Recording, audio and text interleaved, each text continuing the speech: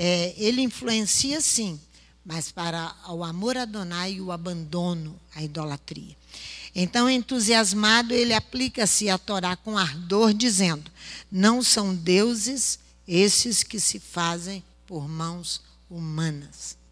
Ele foi atacou direto, deu um salavanco em Diana dos Efésios, que era feita uma imagem, uma idolatria primária. É fazer ídolos de prata, de ouro ou de pedra. Essa é uma idolatria primária. A pior idolatria é que nós estamos comentando desde cedo. É aquela que se mantém no coração. Com mãos humanas, sobre os auspícios de alguém, ou seja, sobre a proteção de alguém, ou sobre o apoio humano com presságio, ou com agouro, ou com prática, com qualquer uma dessas coisas, aplicada pelos romanos. Paulo vai dizer aqui, em Romanos 2, de 2 a 4. Vamos lá. O que eu estou querendo dizer? Eu estou querendo dizer que não se faz, não tem valor algum, ídolo nenhum, nem uma elevação de homem algum feito por mãos humanas.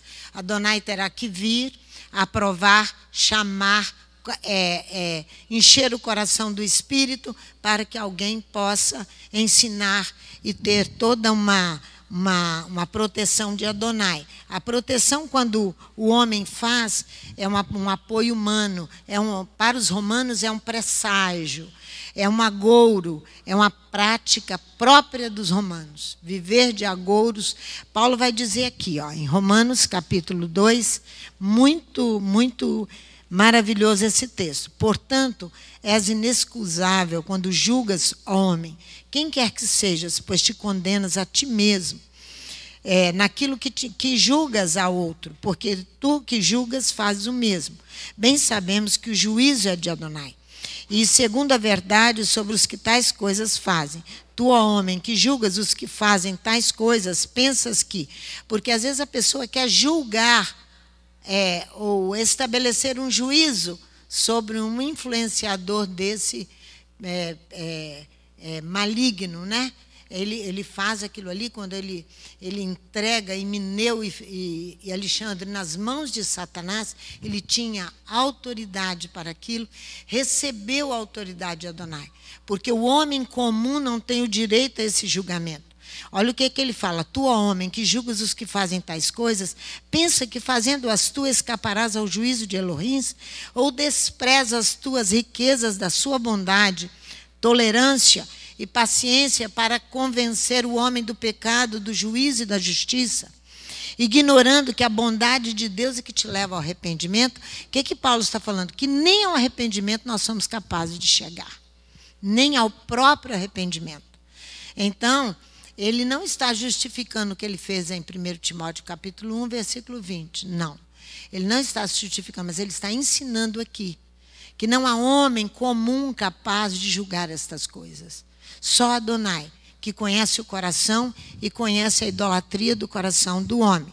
Então, voltemos lá em Jeremias, no capítulo 9, onde nós estávamos, que Jeremias vem dizer aqui, com toda a autoridade, que Adonai nos dará aquele que mantiver a idolatria no seu coração, no versículo 14 de Jeremias, capítulo 9. Versículo 14, ele diz assim: antes andaram após o propósito do seu próprio coração, após os ídolos, os balins, que eles ensinaram seus pais. Aí ele vem dizer a parte B do versículo 15: darei de comer losna a este povo, e lhe darei a beber água de fel. Aqui você vai entender onde é gerada a idolatria no coração. E onde é gerado todo esse mal. É sobre a amargura.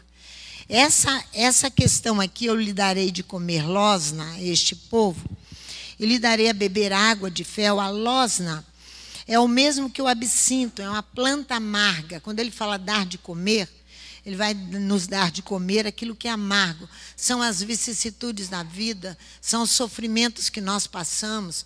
É isso que Adonai nos dá até que nós venhamos aprender. Mas ele é altamente paciente. E ele tem a dose certinha para cada um de nós, para nós chegarmos a uma libertação que vai glorificá-lo. Agora, nós estamos já hoje o Ramon falava que nós estamos no segundo tempo, nos 47 minutos, porque o jogo termina com 45, né? 2 minutos é a prorrogação. Ele estava me explicando que eu não tinha entendido, não, que eu não entendo de futebol. Aí ele falou, pastor, nós chegamos aqui para conhecer a Torá nesses 47 minutos. Do final dos dias para a vinda do nosso Messias. Essa é para nós, os cristãos, que éramos cristãos. E hoje não tentamos nos embaraçar junto com o modelo cristão, mas tentando aprender a Torá pela misericórdia de Adonai. Então ele diz aqui, ó, ele nos dará a comer losna, o fel eu lhes darei a beber, e a amargura, o humor cáustico, o azedume, constantemente. Na vida das pessoas e na nossa própria vida. Ele vai nos dar essas coisas. Então, quando nós chegamos em Êxodo, no capítulo 15, ali quando as águas amargas, que nós vamos falar das águas amargas, ali é a prova das emoções. Ali as nossas emoções serão provadas e as emoções de Israel foram provadas. Para descrever uma emoção, nós vamos à Torá, lá nas águas amargas, Êxodo capítulo 15, para descrever as emoções. Israel aqui, enfim, Israel encontra água. É isso que está aqui, a partir do versículo 23. Pequenininho o texto, do versículo 22 ao versículo 24. Porém, as águas eram amargas. As águas não eram potáveis. Não podia beber. A frustração de Israel é muito grande. É muito grande para que a confiança não seja abalada. A confiança em quem? A confiança em Adonai. A frustração é muito... Você caminhou 3 dias no deserto. Gente, lembra que água é necessidade básica. Israel não tem água. Tem água, mas ela não é potável. Ela está amarga. Eles chegam a Mara. Aqui está escrito aqui, ó. Então chegaram a Mara, mas não puderam beber as águas de Mara, versículo 23, porque eram amargas. Por isso que o lugar é chamado Mara. É isso que está dizendo a Torá. Então, sim, elas são amargas. Por isso se chamou o nome de Mara, amarga. A frustração é o estado do indivíduo que não tem o desejo satisfeito. É o estado do indivíduo que não tem os seus desejos satisfeitos. Ele se sente recalcado. Você imagina como estava toda aquela multidão em cima de Moisés. Chama isso na psicanálise de complexo de frustração. Porque o indivíduo sente-se burlado, ele sente-se malogrado, enganado, pois não sucedeu como ele esperava. E isso, olhando para o ser humano, você consegue entender isso perfeitamente. Que isso acontece em nós num piscar de olhos, a qualquer um de nós. Não é o povo de Israel ali.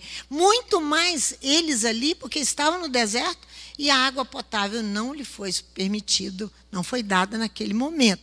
O povo reclama a Moisés, olha o versículo 24. O povo murmurou contra Moisés, dizendo, que havemos de beber? Então, Israel, libertado da escravidão do Egito, gente, Adonai vai prová-lo, tendo como base, vai dar losna para comer. Isso é amargura. Isso é losna, é uma coisa amarga.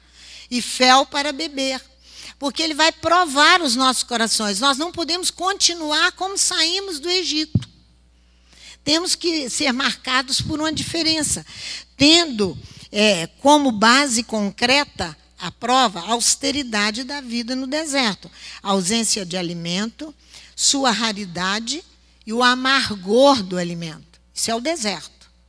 Por isso que Osés, no capítulo 2, ele diz, eu a atrairei ao deserto e lhe falarei ao coração. É isso aqui. Vai dar o amargor, vai dar a raridade do alimento para dificultar Israel privado da segurança do Egito. O Egito tinha cebolas, alhos, pepinos, muito peixe, um rio caudaloso, as margens do rio toda para plantio, para alimento. O do Egito trazia ou não trazia segurança? Segurança do Egito, que o Egito oferecia. E não tendo encontrado a terra prometida, Israel não tinha chegado à terra ainda. O povo vai errar entre dois mundos. Dois mundos. Sua segurança deve ser Adonai. E a segurança, foi isso que aconteceu na pandemia. A segurança deixou de estar em Adonai. Deixou de estar em Adonai. Segundo, deverá contar com Adonai para comer e para beber. Isso nós precisamos aprender com urgência, porque a pandemia é só uma pitadinha, é o início de toda a vinda do reino messiânico, do estabelecimento do reino. Pensa que o rei terá que ter súditos que vivam conforme ele vive, com toda a exigência de Torá. É isso que o reino terá que ter. Então, duas necessidades básicas aqui que eu vou ter uma dependência total: comer e beber. Que o Egito oferecia, mas no deserto não oferece.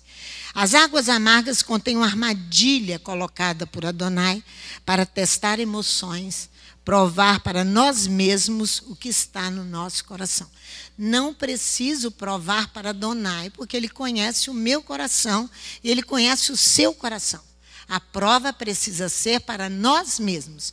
A armadilha é para provar para nós mesmos. O segundo, o artifício usado pelo Criador vai servir para trazer à luz para nós se estamos trocando doce por amargo. É uma coisa muito comum eu chamar uma coisa amarga de doce ou doce de amargo. As coisas estão trocadas e nos nossos dias isso é muito comum trocar. Mas a Bíblia fala de doce por amargo, fazendo um trocadilho que vai ensejar um equívoco. Ou seja, um duplo sentido do trocadilho, trazendo erro e má interpretação no sentido de palavras. Como que você vai chamar doce de amargo e amargo de doce? Agora você vai ver com o profeta Isaías o que ele diz sobre isso. Isaías, capítulo 5. O capítulo 5 de Isaías é um dos escritos de Isaías. Ele é muito poderoso, o profeta Isaías. Mas aqui, no capítulo 5, ele vai cantar o cântico do vinhateiro. Eu plantei uma vinha num lugar excelente, mas ela não deu uvas como eu desejava, ela deu uvas bravas. Aí ele vai dizer aqui, no versículo 20, é um dos ais, ou no hebraico é oie. Olha só, ai dos que ao mal chamam bem e ao bem mal, e que fazem da escuridade luz e da luz escuridade. Tudo trocado. Esses são os nossos dias. Eu estou falando mentira? Isso aqui é a palavra do profeta Isaías para os nossos dias, que põe o amargo por doce e o doce por amargo. Ele diz, ai dos que chamam bem, ai daqueles que estão fazendo trocadilhos cheios de equívocos, cheios de duplos sentidos, para que a população não entenda a palavra e nem compreenda a Torá. Nem compreendam a Torá. Volte comigo em Êxodo no capítulo 15, por favor. Vai agora no versículo 25 do Êxodo 15. Moisés vocifera a Adonai. Êxodo capítulo 15, versículo 25. Olha só. Então Moisés clamou a Adonai, e o Eterno lhe mostrou uma árvore. Lançou a Moisés nas águas, e as águas se tornaram doces. Ali Elohim lhes deu estatutos, uma ordenança, e ali os provou. A água é doce ou a água é amarga? Da mesma fonte não pode nascer água doce e água amarga. Você não pode plantar pepino e colher tomate. Não existe isso. É isso que o profeta está reclamando. A madeira que foi lançada aqui é um espinheiro que iria absorver o sal e adoçar a água. Esse espinheiro é a Torá, que é um espinho no nosso pé e na nossa vida para que a cumpramos. Se você quer obter vida, Não há outra forma de nos ensinar a não ser a própria Torá. O breve ensinamento é claro. Se quiserem encontrar o que beber e o que comer no deserto, devem voltar-se para o Eterno e confiar nele. Nós entraremos em deserto para modificarmos o nosso comportamento, para provar as nossas emoções para nós mesmos, que nós não confiamos em Adonai. Nós falamos de uma confiança, mas na hora que vem o perigo, nós trememos nas bases e é ali que está a nossa prova. Se nós lembramos, ele é verdadeiramente dele, confiamos nele. Lá coloca para ele lei, penalidades, e aqui, ali Elohim lhes deu estatutos e uma ordenança, e ali põe a prova. Você vai encontrar no livro de Números, no capítulo 5, a partir do versículo 11 até o versículo 31, a água amarga. Nós estamos falando agora das coisas amargas que Adonai traz para nós endireitarmos o nosso caminho. E é usado especificamente em Números capítulo 5 para uma investigação. Para uma investigação, a partir do versículo 11. O marido aqui enciumado, para determinar se tinha ou não fundamento as suspeitas do marido enciumado, de que sua esposa estava ou não sendo infiel. Era isso que ele queria saber. O marido estava empenhado em descobrir. A água amarga é como um detector de mentiras. A água amarga. Conforme sugere o texto, pois o uso comum da palavra hebraica, amargo, é mar, amargo, é para exprimir uma reação emocional ou uma situação destrutiva e arrebatadora. Aí você vai ser atingido nas emoções. O abalo moral ou afetivo, por exemplo, a morte de um ente querido é um abalo afetivo, não é? Então, ele forma uma perturbação, geralmente passageira, provocada por um fato, porque vai ter que passar, senão você não suporta, né? Você tem um período de luto, tudo aquilo, mas vai precisar de passar. Então, é provocado por um fato que vai afetar o nosso espírito. Boa ou a má notícia, surpresa ou perigo. Quando chega um assaltante diante de você, você não sabe, nem você sabe as reações que você terá. Se você atinge a ele, se você permanece quieto, você lembra de alguma coisa, mas as suas emoções ali, o perigo aflora e vai atingir o espírito. Fica óbvio que a ideia é detectar nessa mensagem de Números, no capítulo 5, a partir do versículo 11, das águas amargas, que o marido vai levar a mulher a tomar. Se as suas pernas incharem, o seu abdômen inchar também, ela verdadeiramente ela adulterou. É isso aí que o texto fala. Fica óbvio que a ideia é detectar se é falso ou verdadeiro através do amargo. Por isso que Jeremias diz, lhes darei losna a comer e fel a beber. É isso que Jeremias fala ali. Pois Israel ali estava totalmente distanciado de Adonai, iria para o cativeiro, Judá para o cativeiro babilônico, e Jeremias estava como profeta naquela luta incansável junto com Adonai. Então, pois o amargo frequentemente traz uma consciência de culpa, porque ele produz sintomas somáticos. Ou seja, o amargo, quando a coisa é muito violenta, que vem sobre você, uma coisa amarga, um perigo, foi o que eu disse ali, as emoções abaladas, quer seja de moral, quer seja de forma afetiva, é uma perturbação, geralmente vai atingir o nosso espírito. Então, ela é feita através do amargo, porque o ataque, Adonai vem e tira a sua esposa, rapidamente. Ele te deu uma dosagem de algo amargo. Você vai aprender a viver sem ela, ou vai casar-se outra vez, mas até reconstituir a sua vida, isso leva um tempo. Então, ele te deu uma dosagem de um líquido amargo, vamos dizer assim, né? Que a gente pode memorizar. Isso frequentemente traz, quando você toma uma culpa, ela produz sintomas somáticos, ou seja, sensação de dores, e sintomas físicos provenientes de distúrbios psíquicos. Quando você sofre um abalo, geralmente você sente alguma coisa depois, não é? Alguma coisa psíquica. Você foi abalado, irmãos. É isso que nós precisamos entender. Então, uma mulher, para ela enfrentar isso aqui, ela primeiro tem essa reação toda aqui. Ela vai tomar a água, ela nem vai, ela só de saber que ela vai enfrentar para tomar aquela água amarga, ela nem chega lá. Ela se denuncia antes, ela abre a boca e fala: eu adulterei. Só enfrenta isto aqui quem não tem culpa. Quem não tem culpa. É isso aqui que ele nos fará passar, porque nós não somos a mulher, a esposa.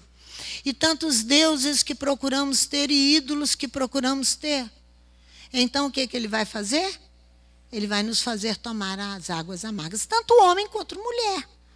É isso que está dizendo Números no capítulo 5. Então, se nós não temos culpa, nós vamos nos manter com equilíbrio. Senão, nós vamos entrar aqui nessa sensação de dores, de sintomas físicos, de perturbações psíquicas, provenientes dos distúrbios psíquicos. Apenas uma mulher inocente seria normalmente capaz de submeter-se a essas águas amargas. A outra grita antes.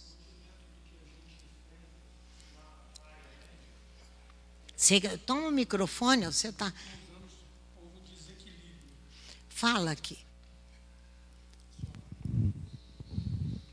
A senhora está nos ensinando sobre transformar o doce no amargo e o amargo no doce. Isso, para Adonai esse negócio não funciona. Isso, e a senhora traz isso dentro dessas questões das sensações somáticas. O que é isso? É aquilo que você absorve como emoção e o seu corpo converte em doença sem haver doença. Isso repete, fazendo favor. Somatizar, ele está explicando melhor ali. Somatizar nada mais é do que você absorver pela mente uma questão que te desagrada, isso aí. Um sofrimento da perda de um ente querido, um erro profissional que levou uma pessoa à morte, um acidente de carro que você matou alguém sem você, intencionalmente.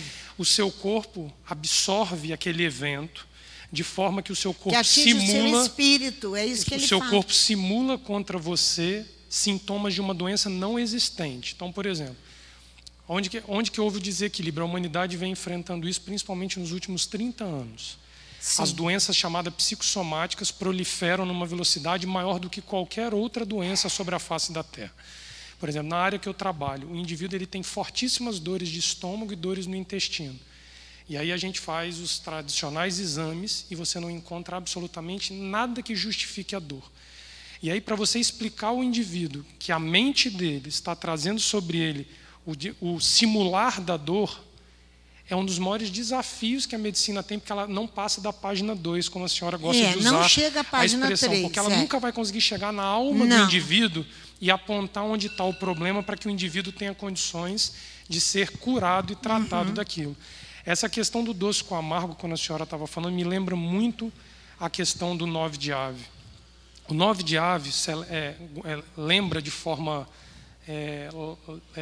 lamentável a queda de 2 templos em Jerusalém. Isso. E os comentaristas da Torá são enfáticos em dizer que o templo só caiu porque ele perdeu o seu uso no momento. Tornou-se meio em desuso. Quando a humanidade se esquece de Adonai, no caso ali Israel como nação constituinte, se esquece de Adonai como seu único Deus, não havia função para aquilo ali. E aí começam as doutrinas da troca do doce pelo amargo e do amargo do doce. Isso tudo de doutrina que a gente está vendo aí. A ponto de Yeshua, pastora, o capítulo 5 de Mateus, ele inicia o seu serviço de ensino dizendo: ouvistes que amai, por exemplo, ele diz assim, ouvistes que não cometeis adultério. Isso é doce. Porque basta dizer que o homem não se hoje deitou com outra mulher, ele se considera como um não adúltero. Ele diz, não, se olhares e cobiçares é adúltero. Ele pega aquilo que o homem fez de doce do mandamento e transforma em amargo, que ele vai dizer, não é nessa superficialidade, que não abala o emocional de vocês que eu vim tratar. Eu vim tratar com algo que vai desestruturar o emocional de vocês. Viu só? O capítulo 5, ele trata todinho. Eu e Leomar, uma vez estudando juntos isso, e Yeshua vem pegando, ouvistes, olho por olho, dente por dente. Aí ele diz, não é disso que se trata a Torá. Aí ele vem, ele corrige aquela má compreensão que ficou doce para absorver. Isso. Não terás para ti outros deuses. Então, se eu não tenho estátua na minha casa, eu não sou idólatra. Não sou idólatra. E Yeshua vem dizer que a idolatria está dentro do seu coração. É esse que é o momento crítico da humanidade hoje, que sustenta o ensino de que Yeshua está às portas, porque ele veio quando isso estava em ápice no período dele. E ele vai retornar quando a Torá dele começar a ser tratada dentro de uma superficialidade que ele nunca aceitou e que ele nunca pregou. E nem Adonai vai aceitar. Ele sempre foi profundo naquilo que ele ensinou na Torá. Ele ensinou profundamente e nem vai aceitar isso. E vai cobrar de nós muito mais, que estamos ouvindo dia após dia e muitas vezes tratamos com essa superficialidade, chamando doce de amargo e amargo de doce. Amargo em português tem aquilo que tem sabor desagradável, nos referindo ao homem quando ele se torna amargo porque ele sofreu uma derrota, um mau êxito, um golpe, não é? Ou um acidente que transforma uma boa situação em má. Uma contrariedade, um insucesso, uma desgraça e um infortúnio. É interessante observar que os hebreus, prestem atenção nisso, é interessante observar que os hebreus exprimem experiências trágicas e desagradáveis, descrevendo-as pelo sentido do paladar amargo. Ele vai descrever tudo isso que é desagradável pelo paladar. Por isso que a comida ela tem uma importância fundamental em tudo isso aí. A raiz hebraica marar, amargo, devemos não apenas nos ater à tradução tradicional, ou seja, ser amargo, amargurar, mas também a tradução de ser forte e fortalecido. Exemplo, ser fortalecido pelo amargor que ele trouxe sobre a sua vida, você se tornou melhor. Porque você aprendeu, porque você colocou em prática a Torá. Então, você não trata com a superficialidade que estão tratando as coisas. Vem, chama a multidão, põe sal aqui no chão, faz passar em cima. Se é solteiro, sai casado. Se está doente, sai curado. E por essas coisas que são superficiais, sem ensinar a ninguém. A pessoa sai dali matando, achando que está normal tudo isso, né? O Egito escraviza os filhos de Israel com toda brutalidade. Vamos lá. Êxodo, no capítulo 1, versículo 13 e 14. Eles tornaram sua vida amarga com dura servidão. Olha aqui. Mas eu vou mostrar para vocês que os hebreus não veem assim. É bom não apenas nos ater à tradição tradicional do hebraico, mas também a tradução de ser forte e fortalecido com tudo isso. Olha o capítulo 1, versículo 13 e 14. E os faziam servir com dureza. Assim lhes amarguravam a vida com dura servidão, em barro, em tijolos, com toda sorte de trabalho no campo, com todo o serviço em que na tirania os fazia servir. Mas eles fortaleceram as suas vidas, isto é, os egípcios, ao impor trabalhos pesados, apenas tornaram os hebreus mais persistentes. É assim que você tem que ver a questão. Adonai trouxe algo pesado sobre mim, mas ele vai me ajudar a sair daqui e me tornar melhor, mais persistentes, mais esperançoso, mais confiante. Não é? Pois não podiam perder a sua identidade hebreia. Olha aqui o versículo 12. Mas quanto mais os egípcios afligiam o povo de Israel, tanto mais se multiplicava e se espalhava. Então, aqui eles se tornavam o quê? Fortes e fortalecidos, ó, de maneira que os egípcios se inquietavam por causa dos filhos de Israel. Fala.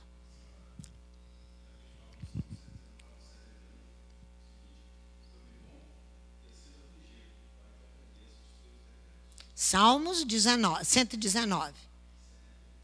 71. Isso. E o Salmo 90 também que nós cantamos. Ele afligiu-me muito, como? Mas não me entregou à morte. Esse é o amargor, essa é a aflição que Adonai traz. E que isso não é ensinado. Não é ensinado nos templos. Não é ensinado. Porque o povo não tem uma mudança de comportamento. Não é ensinado. Isso. Exatamente. Quanto mais violentava os hebreus, mais eles se fortaleciam, eles se multiplicavam. Os hebreus se desenvolvem porque eles não podem perder, nós não podemos perder a nossa identidade hebreia. Essa é a identidade. Ser forte, ser fortalecido com tudo aquilo que Adonai traz. Essa é a nossa identidade, dos nossos pais. Porque assim sofreu Abraão, é lindo o texto de Abraão em Gênesis, no capítulo 20, quando ele ali, Sara vai e deita-se com Abimeleque, e Abimeleque vem para ele e corrigir Abraão. Depois que ali Sara é entregue, todas as servas de Abimeleque, Adonai abre a madre delas e elas ficam grávidas. A bênção que ele recebe. Por quê? Porque Abimeleque obedeceu. Então, o que acontece aqui? Os hebreus se desenvolvem com a perseguição, pois há uma força superior maior do que Faraó sobre nós. E nós precisamos entronizar isso em nós. A força de Adonai com os hebreus. A força do Eterno aniquila todos os espaços e forças dos faraós. Esta luta é também, como veremos, na luta interior de cada um de nós. Por isso que há um incentivo constante que nós devemos lutar para ser fortalecido, porque afligir ele vai, porque ele não deixa de disciplinar aquele a quem ele ama, e ele nos ama. Ele nos ama. Ele não quer que nós iremos embora lá com a associação lá para o Centro Cultural Elon, onde ali nós teremos contato com toda a cidade e seremos envergonhados por uma má postura, por um mau comportamento? Não. Nós não seremos lá. De jeito nenhum, porque ele nem nos deixará. Ele deixou Moisés. O que ele fez com Moisés? Ele corrige Moisés. Zípora vai circuncidar. O sinal da circuncisão tinha que estar sobre o filho de Moisés. E não estava. Aí Adonai vem para matar Moisés. Ele está diante de Faraó, do rei do Egito. E ele teria que saber se comportar e ter as suas emoções sob controle e confiar inteiramente em Adonai. É isso que ele está fazendo conosco. É a mesma coisa.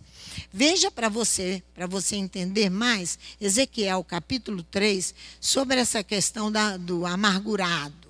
Ezequiel no capítulo 3, no versículo 12 a 15. Por que o profeta Ezequiel estava amargurado? Olha aqui. Especialmente à luz do que ele viu e do que ele ouviu. Olha aqui, ó. Versículo 12, no versículo 14 que eu fui amargurado. Ezequiel 3. Aqui Ezequiel teria que comer o que achares, come este rolo, então vai e fala a casa de Israel. Comer o rolo é o rolo da Torá, aprender Torá, guardar Torá para que as emoções sejam controladas, para que você possa falar ao povo. Olha aqui, é o versículo 12. Então o Espírito me levantou e ouvi por detrás de mim uma voz de grande estrondo que dizia: bendita seja a glória do Eterno desde o seu lugar. Ouvi o barulho das asas dos seres viventes que tocavam umas nas outras, e o barulho das rodas defronte deles, e o sonido de um grande estrondo. Então o Espírito me levantou e me levou. E eu me fui amargurado. Não é a amargura que nós estamos falando, que ele foi amargurado. Na indignação do meu espírito, pelo que ele viu e pelo que ele ouviu da manifestação sobrenatural que estava sobre ele. O profeta prossegue fortalecido pelo fervor do Espírito.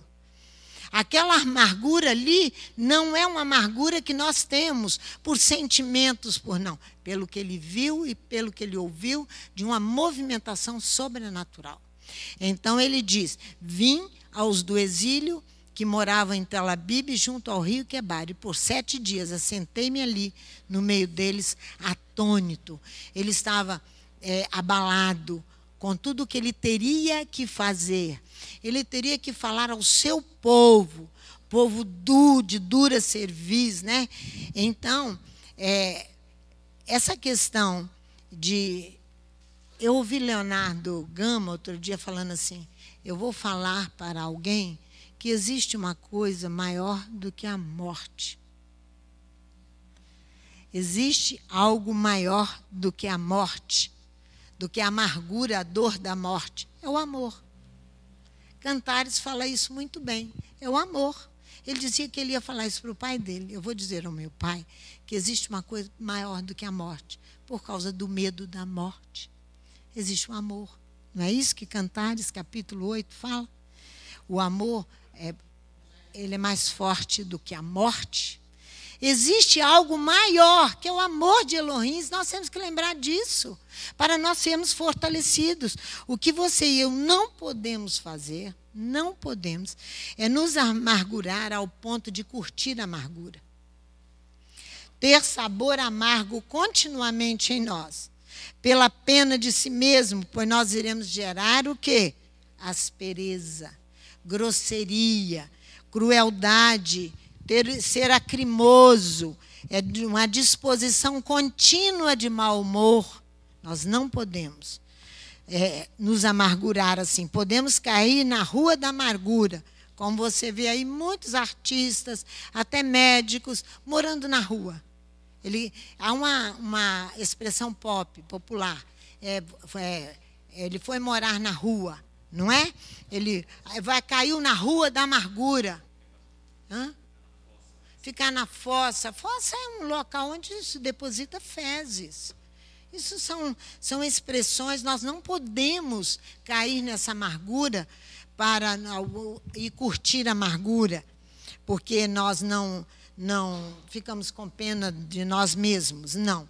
Na medicina é chamado de absintismo, quem cai nessa amargura.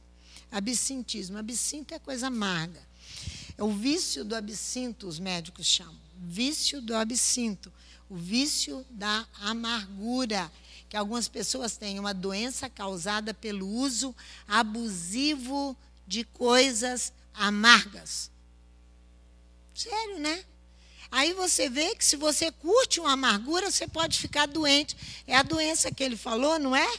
Sem você estar doente. Você tem sintomas de doente pelo excesso de amargura que você mesmo traz sobre si. A Bíblia diz que foi esta enfermidade, o uso abusivo do absinto de Esaú. Estão lembrando? Não encontrou lugar de arrependimento de pecados, porque ele demorou demais com essa amargura.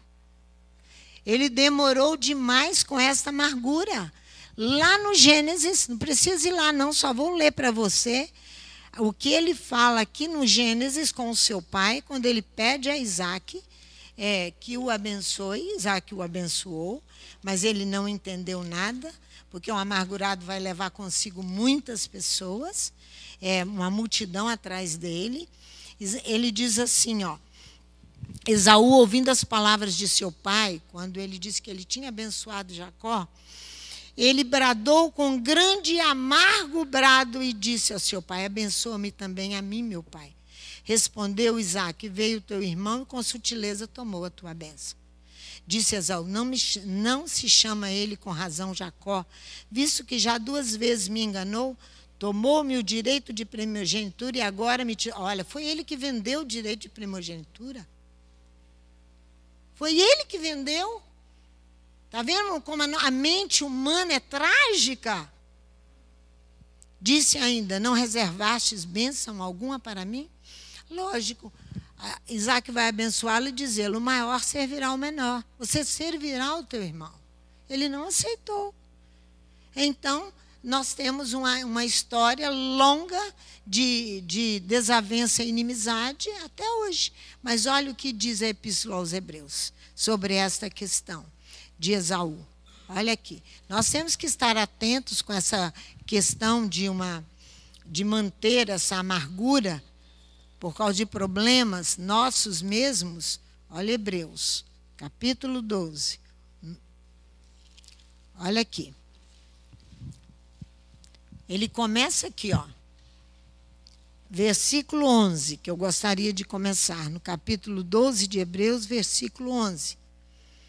Olha só, na verdade, nenhuma correção parece no momento ser motivo de gozo, porque a correção vai trazer junto com ela o amargo.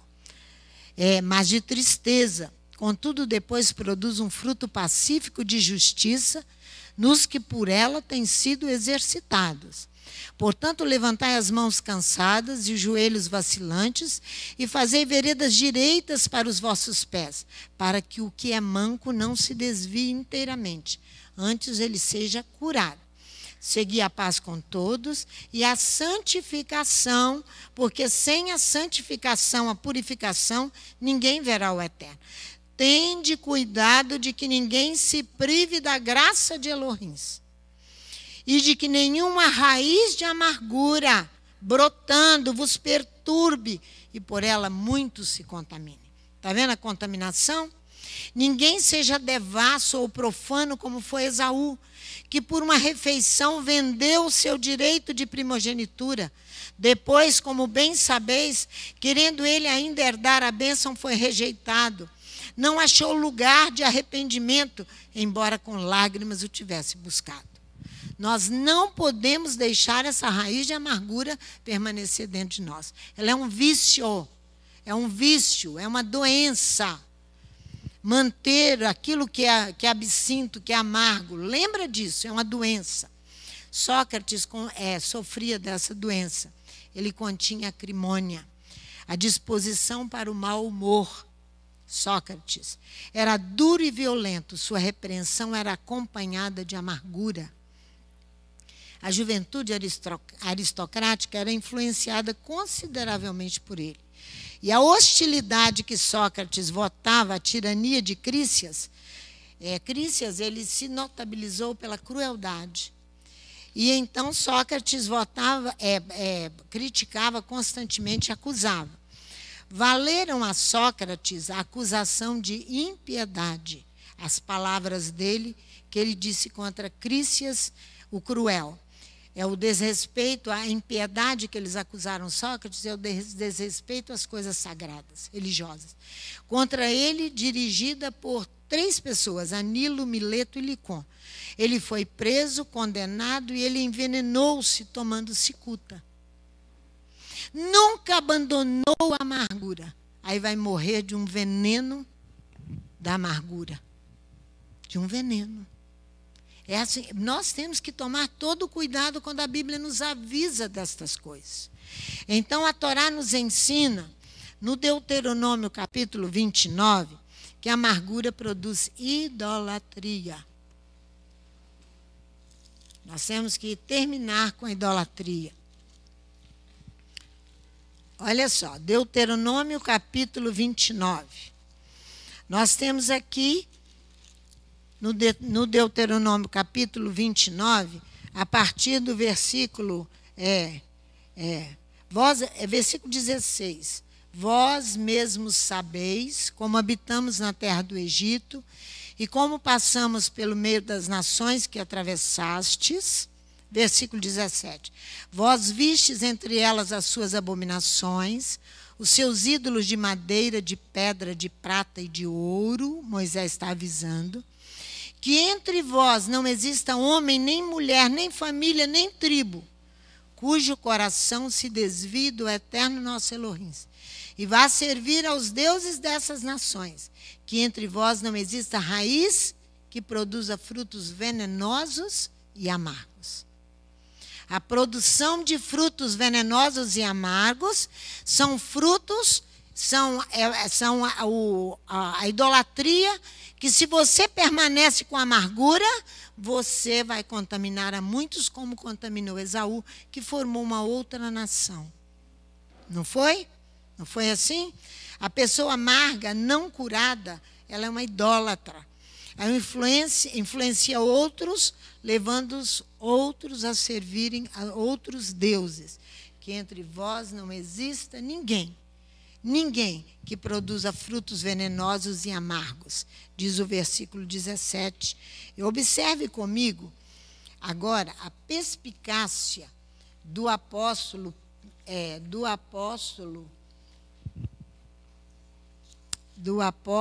Pedro e João em detectar uma amargura. Vai lá em Atos, no capítulo 8. A amargura era de um homem influenciador, chamado Simão. Esse homem, ele tinha o poder das artes mágicas em Samaria. E ele era, Atos capítulo 8. E o que eu quero chamar a atenção de vocês é a perspicácia, a profundeza espiritual de Pedro e de João. Então, o evangelho em Samaria estava sendo divulgada a palavra de Adonai, e esse Simão vai crer. Quer ver? Vai lá. Vamos lá. Esse Simão vai crer. Olha só. Versículo 9. Estava ali certo homem chamado Simão, que anteriormente exercera naquela cidade a arte mágica e tinha iludido a gente de Samaria. Dizia ser um grande homem. E todos o atendiam, desde o menor até o maior, dizendo: este é o grande poder de Deus. Eles o atendiam porque já desde muito tempo os havia iludido com artes mágicas. Mas como crescem em Filipe, que eles pregavam acerca do reino de Elohim e no nome de Yeshua HaMashiach, batizavam-se tanto homens como mulheres. Creu até o próprio Simão. Foi batizado, ficou de contínuo com Filipe, e vendo os sinais e as grandes maravilhas que se faziam, estava atônito. Ouvindo os apóstolos que estavam em Jerusalém, você vê que a pessoa leva multidões com ele. Ouvindo os apóstolos que estavam em Jerusalém, que Samaria recebera, a palavra de Elohim, enviaram para lá Pedro e João. Quando chegaram, oraram por eles para que recebessem o Espírito Santo, porque sobre nenhum deles tinha ainda descido, mas somente eram batizados em nome do Adão Yeshua. Então lhes impuseram as mãos e receberam o Espírito Santo. Simão, vendo que pela imposição da mão dos apóstolos era dado o Espírito Santo, ofereceu dinheiro. Ele vai subornar Pedro e João. Ele oferece dinheiro, dizendo: dai-me também esse poder para que aquele sobre quem eu puser as mãos receba o Espírito Santo. Pedro, porém, lhe disse: o teu dinheiro seja contigo para a perdição, porque pensastes que o dom de Elohim se alcança por dinheiro. Olha a rapidez para enfrentar as pessoas e repreender o espírito contaminado. Tu não tens parte nem sorte neste ministério, porque o teu coração não é reto diante de Elohim. Arrepende-te desta tua iniquidade e ora a Elohim. Talvez te seja perdoado o pensamento do teu coração, o propósito do teu coração. É aquilo que Jeremias escreve no capítulo 9. O propósito do coração. O propósito do coração era um Deus para Simão. Olha aqui. Versículo 23. Pois vejo que está em fel de amargura e em laço de iniquidade. Eles vão na Torá, capítulo 29 de Deuteronômio. Ali estava um homem contaminado com a raiz de amargura. Ele tinha amargura sobre ele.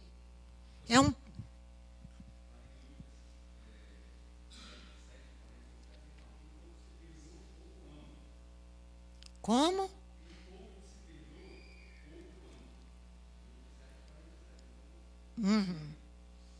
Ele não se perdoou, o que você quer dizer?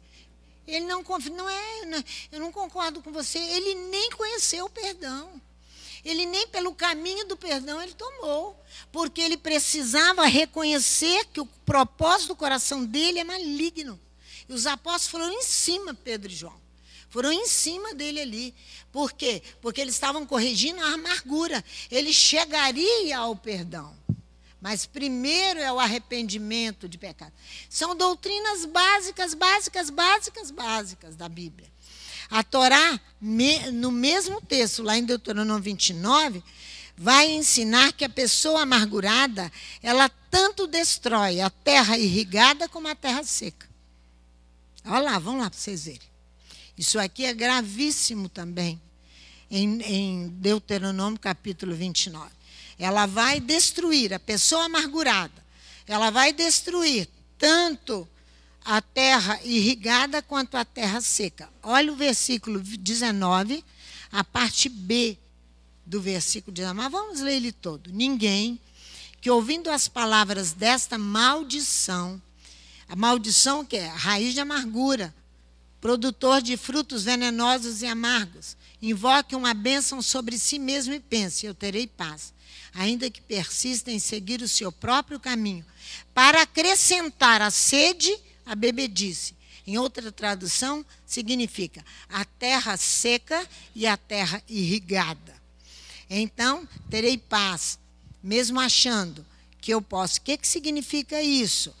Eu posso seguir o meu próprio caminho para devastar a saciada, a terra molhada e a terra seca.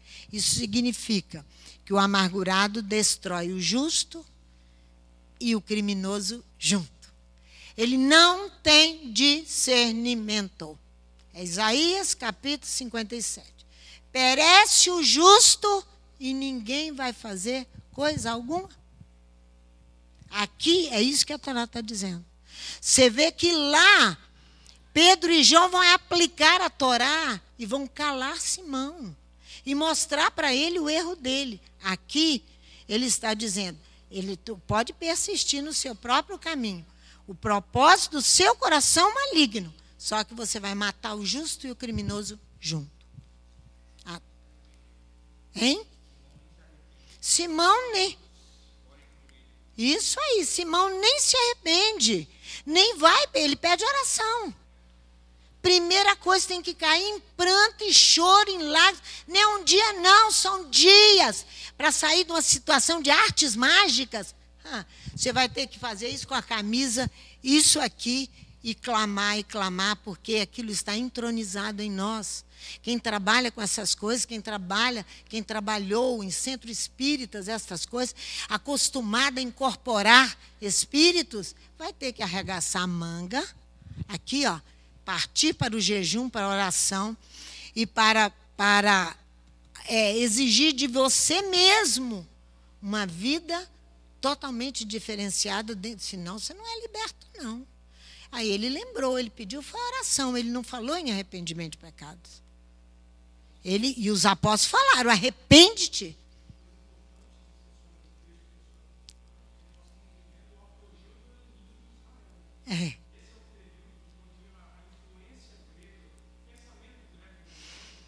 Invade o modelo de vida da Torá, e aí que é considerado o pior momento da nação. Aí entra a maior diáspora de todos os tempos, são 2000 anos de diáspora. Vocês estão achando, Léo, sabe o que eu fico pensando? Porque o pensamento grego desconhece o dinheiro. Os filósofos, os psicólogos, os psicanalistas, eles usam isso na superficialidade, porque se você não tem Torá, você nunca vai conhecer a essência do pecado que existe dentro de você. Mas o psicólogo, o psiquiatra, o filósofo, eles usam isso, eles transformam o amargo da Torá, que é trazer a verdade à luz, numa coisa doce, numa coisa superficial. Vai tratar você momentaneamente, mas não vai te dar o que ele falou, o arrependimento de pecado. Não, porque ele não vai aqui fazer distinção entre o justo e o criminoso. Vai matar todo mundo junto. Adonai não tem prazer nisto. Adonai tem uma justiça. Não, sabe o que eu fico pensando? Eu fico olhando e as pessoas estão achando que Adonai vai ficar calado no estudo. As coisas não ficarão bonitas para nós. em meio a tudo isso que nós estamos vendo, e nós não fazemos nada, ele não vai se calar. A Torá dele é vida, é vida. Ele vai exigir tudo isso, ele é o Senhor da vida, não é? Você veja que, sem você fazer distinção entre o justo e o criminoso, é porque você não tem discernimento. Como teve Pedro e João diante de Simão, quando ele faz ali ele agride os apóstolos. Isso tentando ali subvertê-los, né? Então, o tom amargurado, ele amordaça qualquer um. O tom da amargura, se você permite que ela permaneça no coração, ela vai te amordaçar, impedindo o Espírito Santo de instruir e você falar a palavra. É isso que nós estamos falando. Nós precisamos ter cuidados. Então, nós tivemos várias advertências. Adonai traz amargura, mas nós podemos nos tornar fortes e fortalecidos por toda a dificuldade que ele trouxer. E não permanecer com amargura no coração. Ele diz que ele vai trazer, ele vai trazer. Ele vai trazer porque ele quer salvar seus filhos. Ele quer ver seus filhos melhores. Ele quer ver todos esses homens aqui falando afoitamente. Afoitamente. Eu falei com o Leonardo, falei com você, por que você recebeu aquela retaliação? Pega um talite, veste, bota um quipá na cabeça e vai se apresenta. Vocês sabem o que é essas coisas. Só ali, só num ato desse. Imagina um propósito de um coração transformado. Você fica afoito, você tem a cobertura de Adonai, você fala para quem tiver que ouvir aquilo que precisa ser dito. Você não tratará nada com superficialidade. E nós temos que enfrentar o final dos dias, a volta do Messias, sem superficialidade, olhando para a Torá, no profundo, como fez Jacó com seus filhos, como nós falamos hoje de manhã. Ele não se deixou enganar nem pelos seus filhos. Simeão, a tribo de Simeão desapareceu. Ela estava junto do território de Benjamim, por ali. Ela permaneceu e ela desapareceu. Mas Levi se levantou, porque se arrependeu dos seus pecados, foi lá e se tornou um com Moisés. E se arrependeu. E nós conhecemos toda hoje a história de Levi. Que o Eterno nos abençoe muito. Nos dê uma poderosa semana para que nós possamos meditar mais e mais ainda na Torá, amá-la, e vocês serem os propagadores dessa Torá, com tudo aquilo que Adonai vai nos permitir. Que Ele nos abençoe muito neste final de Shabat. É o que eu peço em nome de Yeshua HaMashiach.